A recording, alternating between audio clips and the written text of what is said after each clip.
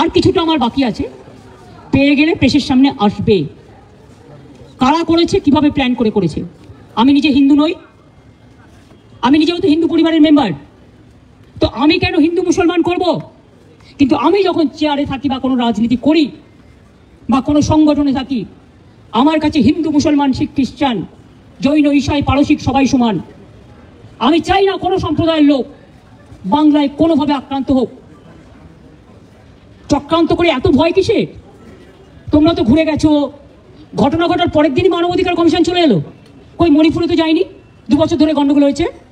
ইউপিতে তো যায়নি, রাজস্থানে তো যায়নি, উড়িষ্যায় তো যায়নি, বিহারে তো যায়নি, দিল্লিতে দাঙ্গায় এত লোক মারা গেছে, একবারও তো যায়নি। হঠাৎ কি হলো? পরের দিনই, ঠিক নোটবন্দির পরের দিন পেটিএমের অ্যাডভার্টাইজমেন্ট বেড়েছিল, দেখেছেন? যদি আগের থেকে ঠিক না করা থাকতো তাহলে ভোরবেলায় বেরোলো কি করে, রাত 8টায় ডিক্লেয়ার করে? সেই রকম মনে রাখবেন যে একেবারে প্ল্যান করে এই ঘটনা ঘটানো হয়েছে, এবং যারা এই ঘটনায় পরিচিত হয়েছেন, প্রভোক্ট হয়েছেন এবং একটা কমিউনিটি আর একটা কমিউনিটির উপর ঝাঁপিয়েছেন, তাদের আমি বলবো এসব কিন্তু বাংলা সহ্য করবেন না। আমি কারো বিরুদ্ধে নই, কিন্তু আমি দাঙ্গার বিরুদ্ধে, আমি চক্রান্তের বিরুদ্ধে, আমি ষড়যন্ত্রের বিরুদ্ধে।